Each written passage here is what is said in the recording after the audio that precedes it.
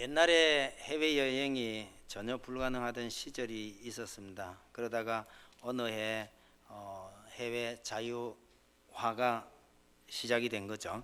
그러다 보니 해외여행이 한때 붐처럼 일어났었습니다. 가야 될 사람이 가는 거는 괜찮지만 시골에서 돈 모아가지고 시골 할아버지 할머니들이 어딘지도 모르고 그냥 단체로 해외여행을 많이 다녀왔습니다. 갔다 와서 제일 많이 했던 말이 뭔지 혹 아시나요?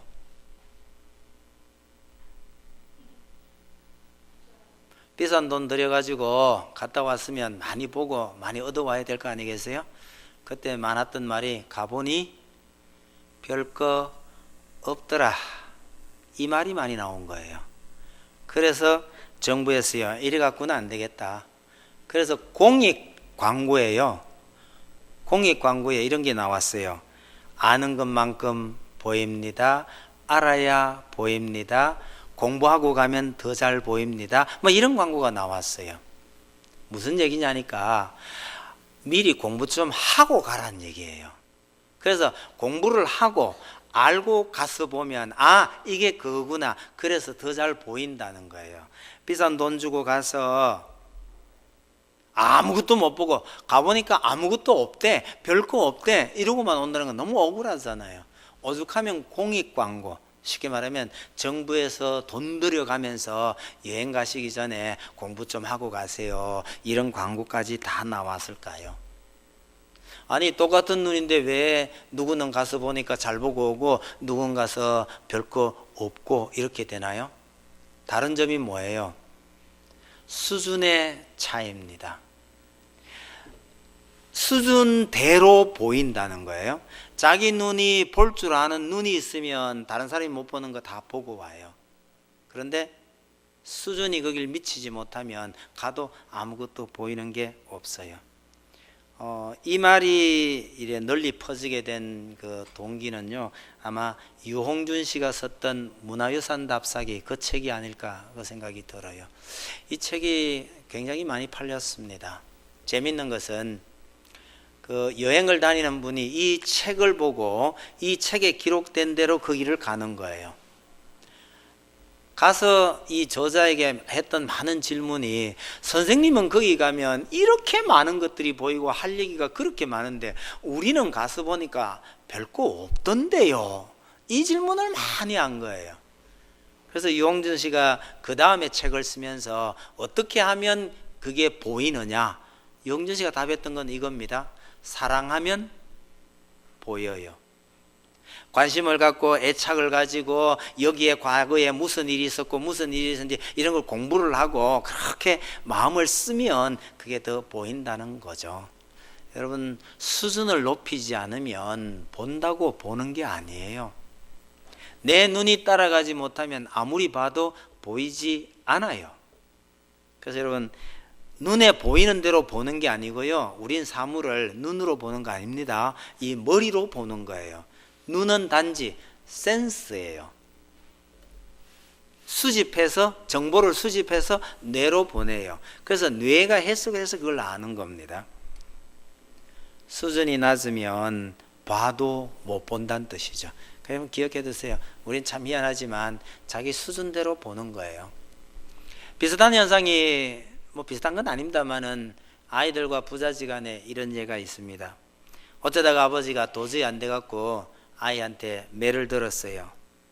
왜 때렸을까요? 아니요, 정말 사랑하는 아들을 때리면서 흔히 뭐라 그래요? 아들이 물어요. 왜 때려요? 왜 때리죠? 사랑하니까 때린다. 왜? 사랑한다면서 왜 때려요? 이게 이제 흔히 오고 갈 수 있는 대화 중에 하나입니다. 아버지가 비슷하게 말할 수 있는 거는요, 이게 다 너 잘 되라고 하는 거야, 이러면서 매를 드는 경우가 가끔 있어요. 아버지의 이 말, 사랑하니까 때린다. 왜? 이 말이나 이게 다 너 잘 되라고 그러는 거야, 맞는 말이에요? 틀린 말이에요? 다 어른들이 앉아가지고 이것도 모르면 어떡해요? 맞는 말이에요? 틀린 말이에요? 다 맞는 말이에요. 그런데 아이는 이거 죽어도 이해가 안 돼요. 아니 사랑한다면서 왜 때려? 여러분, 어린아이들이 사랑하니까 때린다는 걸 이해할 수 있겠어요? 왜요? 그걸 이해할 만한 수준이 안 돼 있기 때문에 이해가 안 되는 거예요. 그래서 어린아이는요, 엄마나 아빠한테 한 대 맞으면 뭐만 기억하느냐? 맞은 것만 기억해요. 맞은 것만 기억하는 게 어린아이입니다. 그런데 자기가 왜 맞았는지를 알면 요거는요 어린아이 수준 아니에요. 벌써 한 단계 올라간 겁니다. 내가 이러다가 맞았지, 맞은 이유를 알면 큰아이예요. 그 정도 되면 잘 안 맞을 수 있습니다. 그런데요, 엄마가 나 때리면서 얼마나 마음이 아팠을까, 이걸 아는 아이가 있을까요? 절대로 없어요. 엄마가 내가 잘못했으니까, 내가 이런 잘못했으니까 엄마가 매를 들었어. 그래서 나 아파. 근데 때린 내보다가 엄마가 더 아플 거야. 이거 알면 더 이상 애가 아니에요. 몇 살쯤 되면 이런 걸 아나요?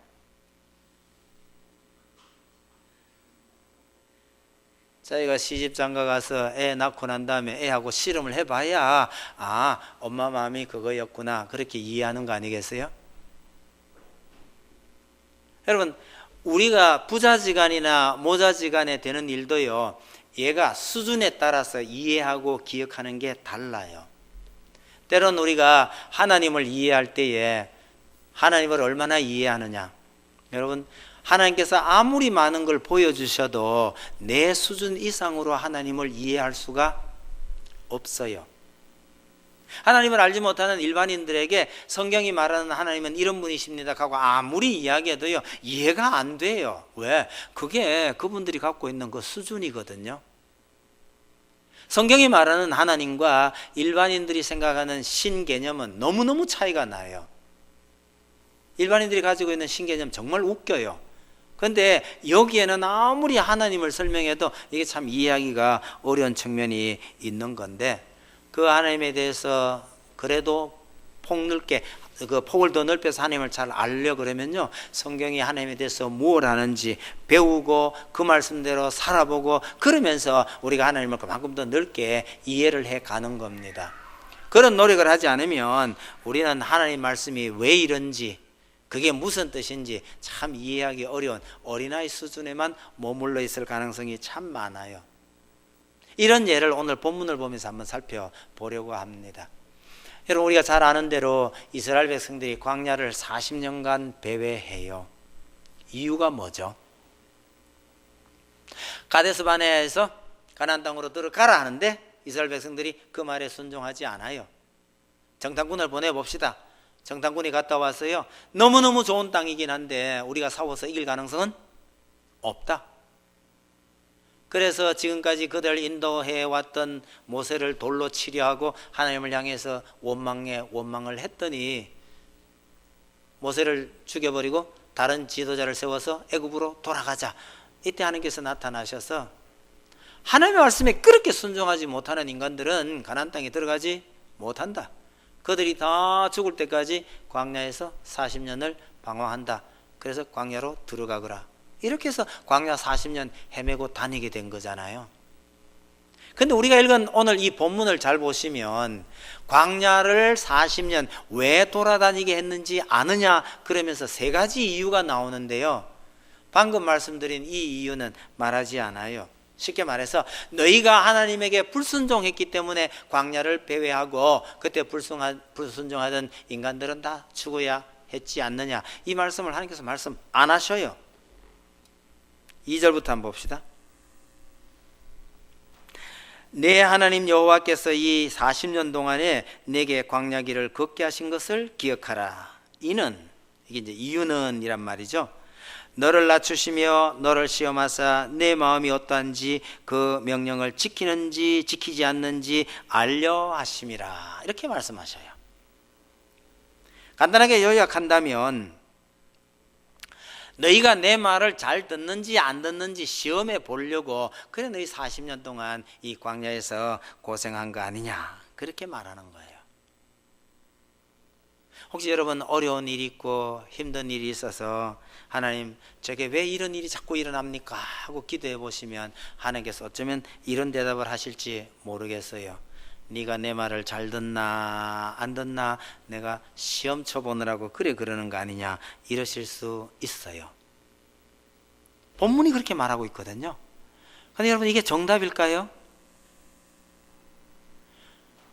뒤에 다른 답을 참고해 보면 이거는 정확한 정답은 아닐 가능성이 많아요. 정답은 아니지만 하나님께서 이렇게 말씀하실 가능성은 굉장히 많아요. 여러분 우리 삶에 이런저런 아픔이 많이 닥치기도 하고 어려움이 닥치는데 그게 우리 탓이 아닐 수도 있지만 대부분의 경우는요 우리가 미련하거나 우리가 바보짓을 했거나 욕심을 부렸거나 이렇게 해서 우리가 어려움에 처할 때가 굉장히 많아요. 그렇지만 어떻게 해요? 하나님께 매달려야지. 하나님 어떻게 해서 제게 이런 일이 생겼습니까? 라고 기도해 보면 우리가 잘 몰라서 그러지 정답은요 네가 바보짓을 해서 그렇잖아. 네가 쓸데없는 욕심을 부렸기 때문에 그렇게 된 거잖아. 하나님께서 그렇게 말씀하셔야 정답일 텐데도 하나님께서 그렇게 말씀하지 아니하시고요 네가 내 말을 잘 듣는지 안 듣는지 알아보려고 내가 그렇게 좀 시험하는 거야 이렇게 말씀하실 가능성이 있다는 거예요. 이스라엘 백성들이 하나님 우리를 광야에서 왜 이렇게 고생시키십니까? 할 때 정답은 이거예요. 너희 조상들이 가데스 바네에서 내 말에 순종하지 않았기 때문에 그렇게 된 거야. 이게 정답이에요. 그런데 그렇게 말씀하시지 않고 너희가 내 말에 순종 잘하나 안 하나 그거 알아보려고 그러는 거야. 이게 하나님께서 말씀하시는 2절은 하나님 그렇게 말씀하시고 있다는 겁니다. 그런데 참 묘한 것은 모든 것을 다 아시는 하나님께서 꼭 이렇게 시험을 해봐야 아시나는 거죠. 시험 안 해보면 모르시나요? 시험 안 해봐도 이 백성들이 순종 잘할 건지 못할 건지 다 아시잖아, 그죠? 그러는데 이렇게 말씀하시는 것은 이게 거의 진담이 아니겠구나 그렇게 짐작이 가는 거예요. 아니 진담을 말하고 싶어도 얘들이 잘 이해를 못하니 얘가 알아들을 수 있는 그 별로 깊이가 없는 말을 하는 겁니다. 아빠 사랑한다 해놓고 왜 때려? 이럴 때요 너무 진담을 말하는 것은 별로 도움이 안 돼요. 사랑한다 해놓고 왜 때려? 이러면 뭐라고 답변해요? 괜찮은 답 중에 하나가요 어제까지는 사랑했는데 오늘부터 사랑 안 하기로 했어. 이러면 답 됩니까? 답 돼요. 진심은 아니에요. 그러나 답은 돼요. 왜? 얘 수준이 그거밖에 안 되는데 어떻게 해요? 옛날에 누굴 좀 때렸는데 덤비잖아요. 아빠가 내가지고 자식을 그럴 수 있어요. 근데 그래 죽으라고 때렸다 왜? 그렇게 말하면 안 되나요? 깊이 있는 대화가 될 수준이 안 될 때는 아버지가 그렇게 말할 수도 있다는 사실을 기억해 두실 필요가 있어요. 이스라엘의 수준이 이러니까 하나님께서 그렇게 말씀도 하셨는데 그 수준에 해당되는 사람은 이 말씀의 은혜를 받는 거예요.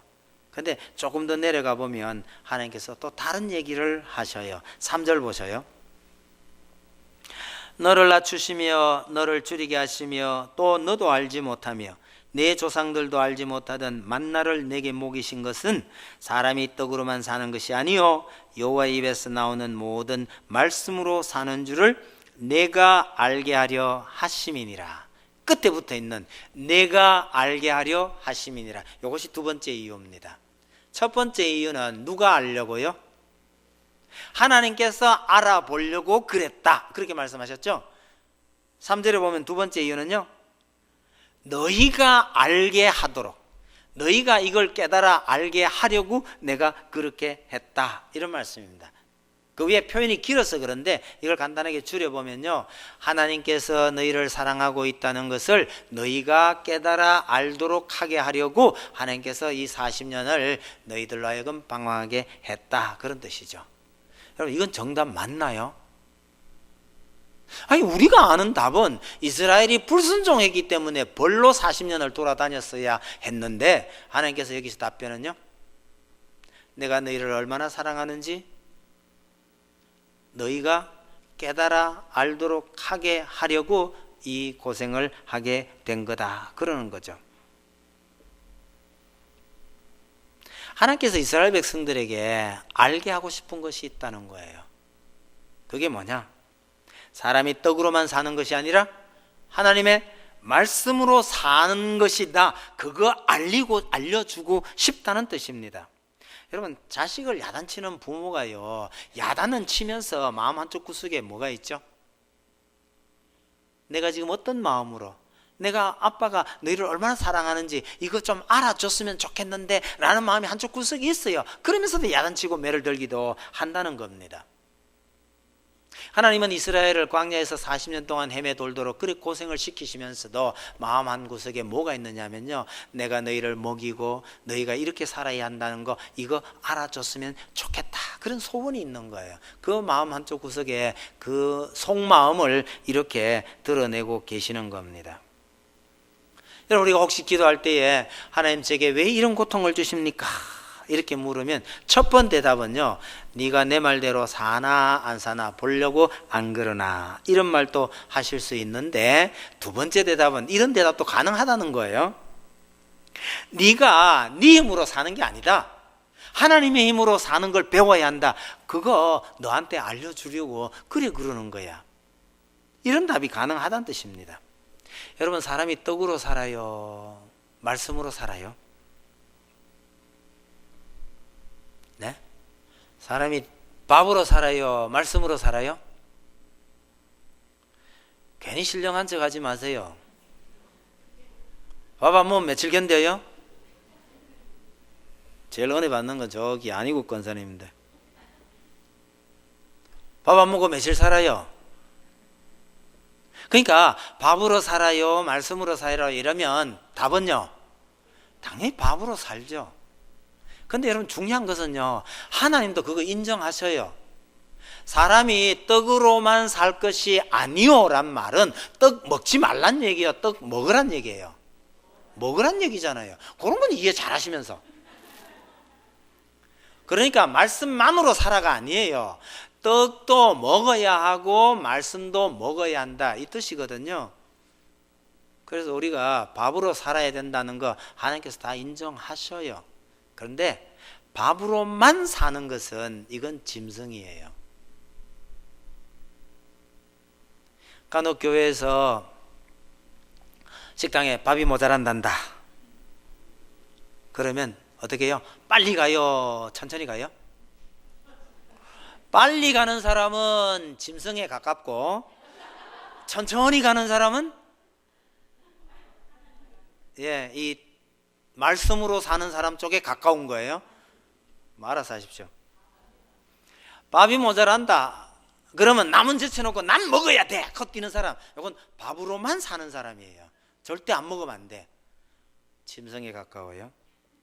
근데요, 모자라면 그래, 안 먹으면 안 되는 사람 먼저 먹게 하고, 난 뭐 집에 가서 좀 천천히 먹든지 아니면 뭐 남는 거 조금 얻어 먹어도 되지 뭐, 이 정도 여유가 있으면 그래도 말씀으로 사는 사람 쪽에 가까운 거예요. 여러분, 밥만으로 사시는 분이 아니길 바랍니다. 하나님께서 이스라엘 백성들에게 진짜 가르쳐 주고 싶으신 것이 사람이 떡으로만 사는 거 아니다. 때로는요, 금식을 할 수도 있고 때로는 밥 없이도 하나님의 말씀으로 사나 안 사나, 이거 한번 가르쳐 주고 싶어서 하나님께서 그렇게 하셨다고 말하는 겁니다.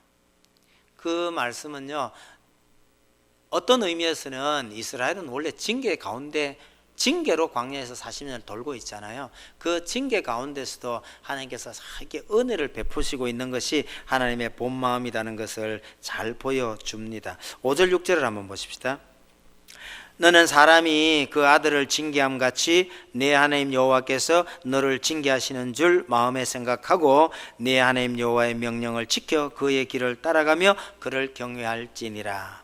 여기에 중요한 게 뭐냐면 하나님께서 광야에 40년 동안 징계하지만 이게 마치 누구의 마음요?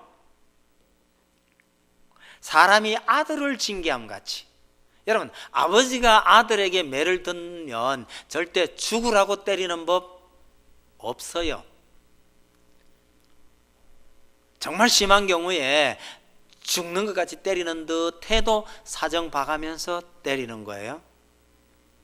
아이가 맞는 것보다가 아버지 자신이 더 아파요.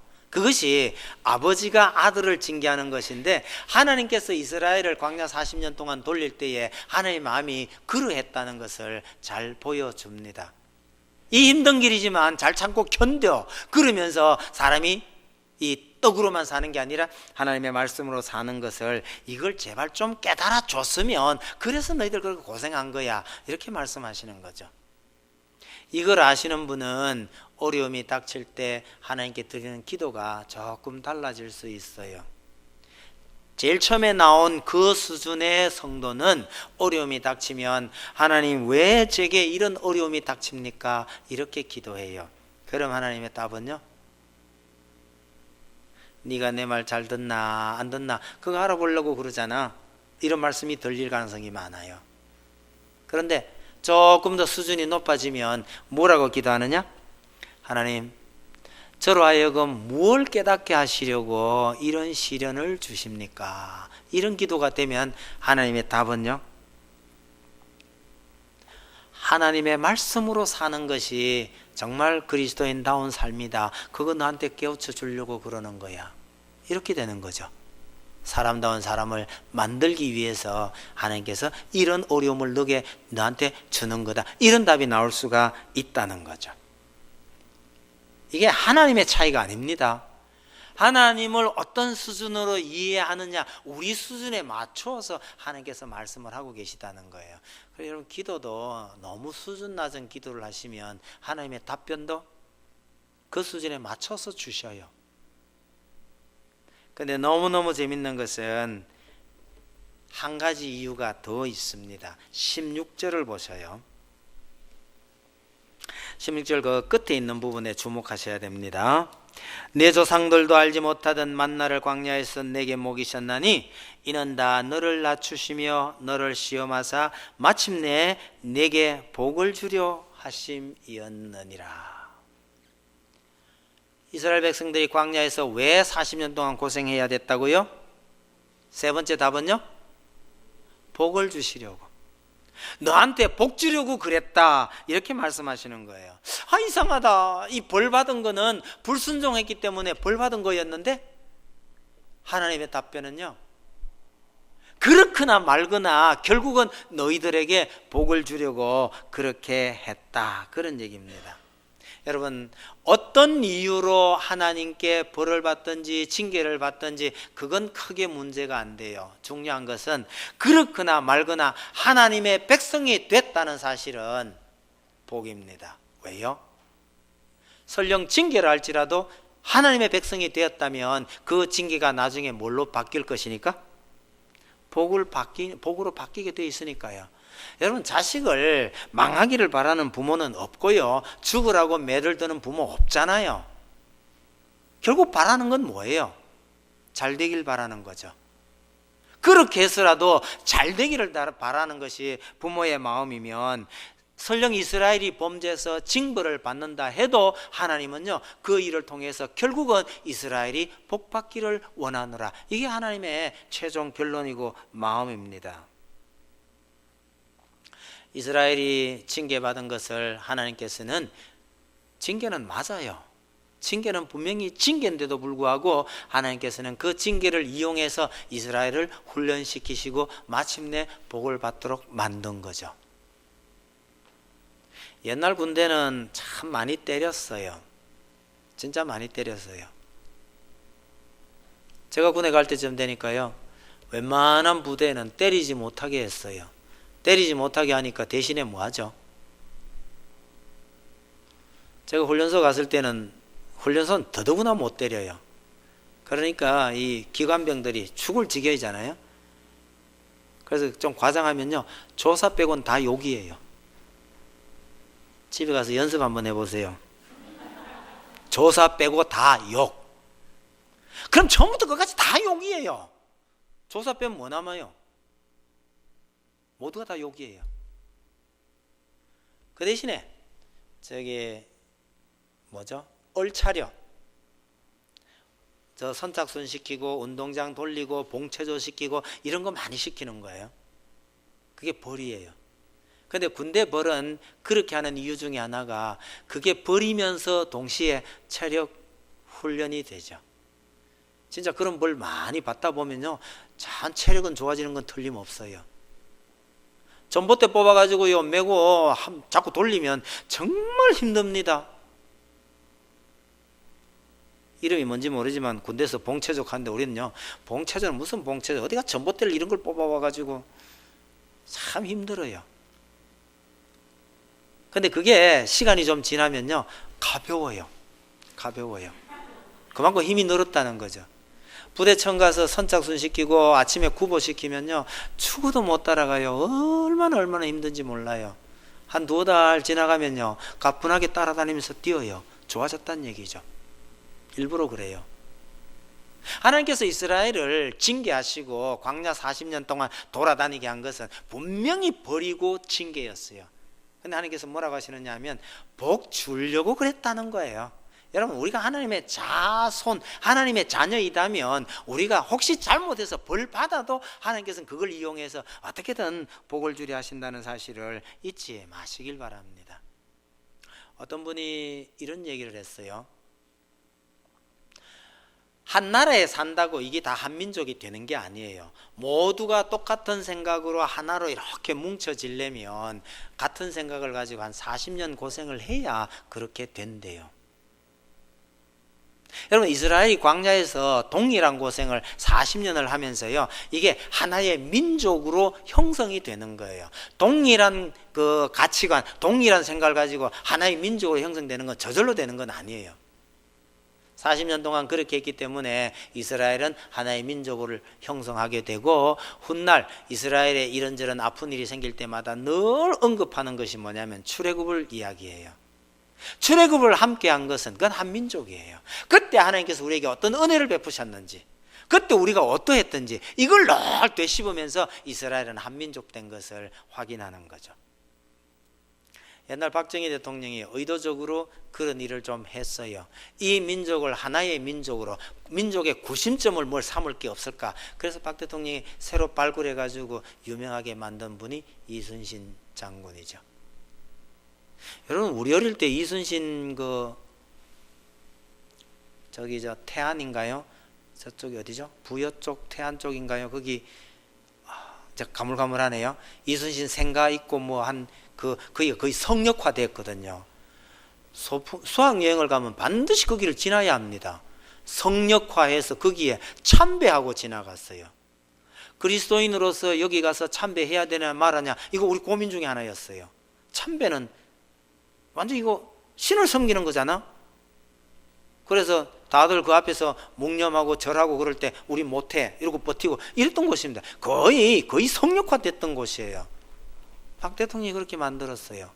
이순신 장군을 기준으로 해가지고 한민족이라는 거, 어떻게 한 생각, 한민족 만들어 보려고요. 그 후에 많이 좀 시들해지긴 했습니다만 덕분에 이순신 장군은 대단히 위대한 장군으로 다시 태어나게 된 거죠. 박정희 대통령의 공로가 많아요. 당군상 만들지 말라고 교회에서 그렇게 반대하는데도 저거 왜 저렇게 잘 안 없어지고 그러냐.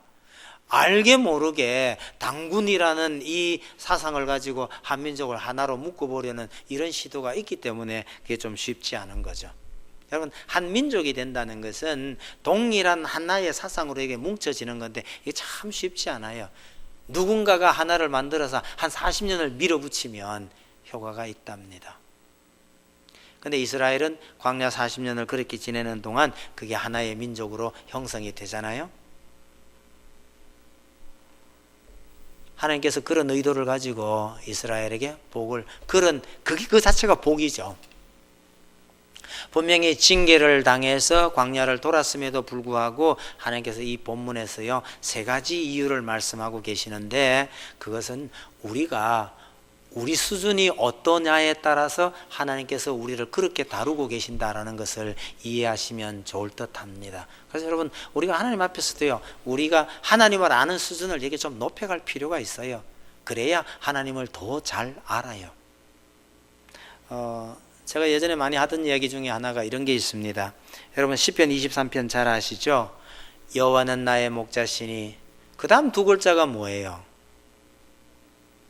여호와는 나의 목자시니 내 개예요? 내 가예요? 자, 여기도 지금 헷갈리고 계시네요. 내 가예요? 내 개예요? 감사합니다. 예전에는 내가였는데 지금은 내 개랍니다. 아주 정확한 답이에요.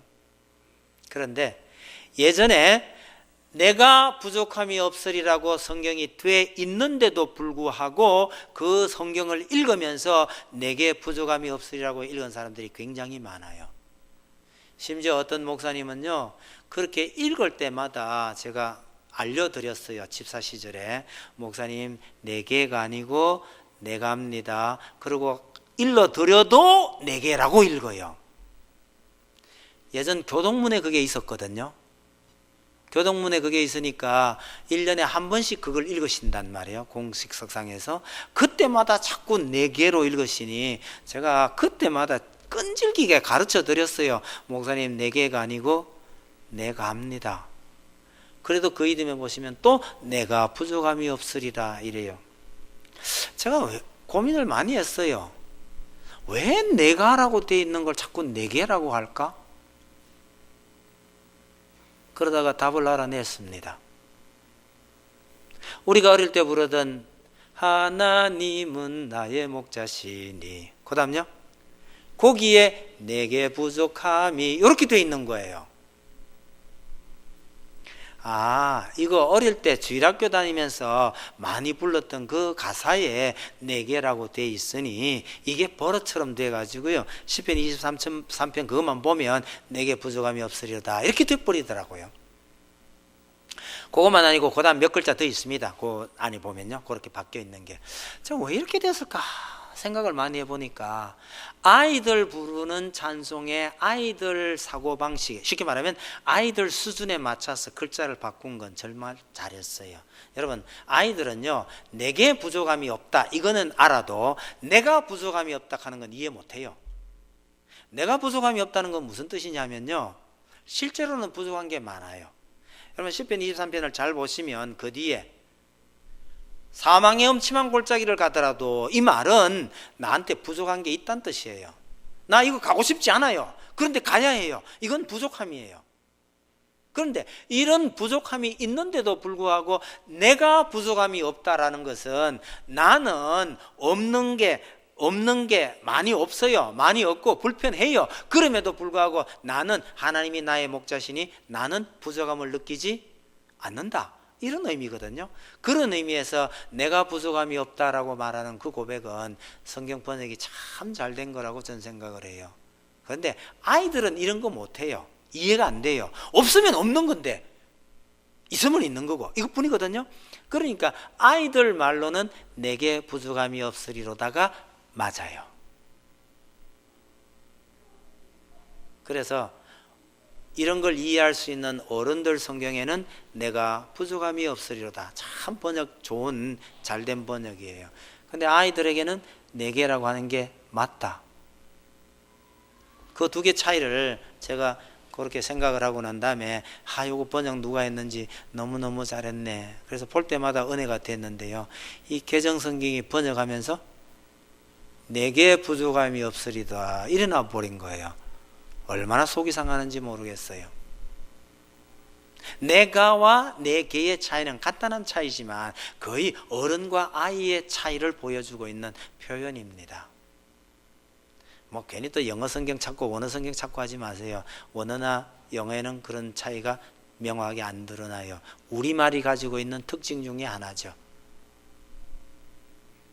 여러분, 우리가 하나님을 생각하고 성경을 얘기하는 우리의 수준이 높아져 가면 하나님의 말씀도 그렇게 이해가 되고 하나님도 우리에게 그렇게 수준 높은 답을 주시는데, 우리가 애기짓 하고 있으면요, 하나님도 우리에게 애기 같은 말을 하신다는 거 이거 잊지 마셔요.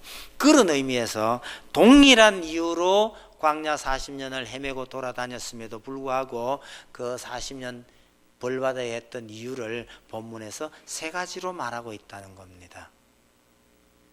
어느 쪽에 여러분들이 더 관심이 가고 어느 쪽이 더 은혜가 되는지는 여러분들한테 달린 거예요.